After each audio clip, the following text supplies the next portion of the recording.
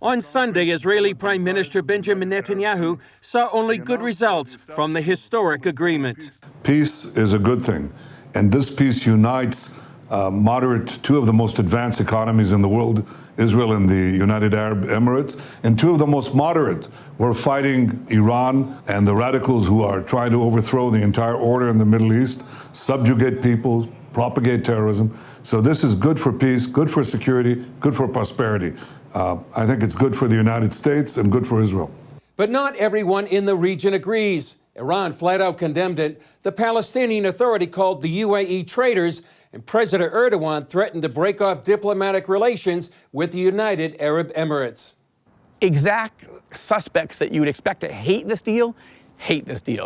Best-selling author and Middle East expert Joel Rosenberg tells CBN News Turkey's reaction to the peace deal is revealing. Why is that interesting? Because Turkey has a relationship. They have full normalization with us here in Israel. So the idea that the would-be sultan of Turkey is condemning a Muslim state for creating a full normalization with Israel that he already has, it's ridiculous and it's hypocritical.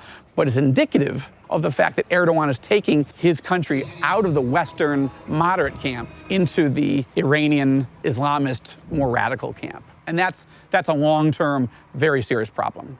Rosenberg also believes this Abraham Accord has prophetic undertones. We watch in the book of Ezekiel, chapters 38, 39, what's known as the eschatological future war of Gog and Magog, is the Arab states being very calm and quiet towards Israel. Israel reconstructed, peaceful, prosperous, calm, secure, and then a Russian-Iranian-Turkish alliance forming against Israel. The Bible talks about a confederation of nations, including Put, Cush, Persia, Magog, Gomer, and Tubal coming against Israel. Now, I'm not saying the war of Gog and Magog is imminent. I'm saying is the trend lines of peace in the Middle East with a Russian-Iranian-Turkish axis. This is exactly where we're heading. This is the trajectory, and it's something that should cause all Christians to watch carefully and to continue to pray for the peace of Jerusalem. President Erdogan and Iran both have their sights set on Jerusalem. Erdogan said recently he wants to liberate the Al-Aqsa Mosque,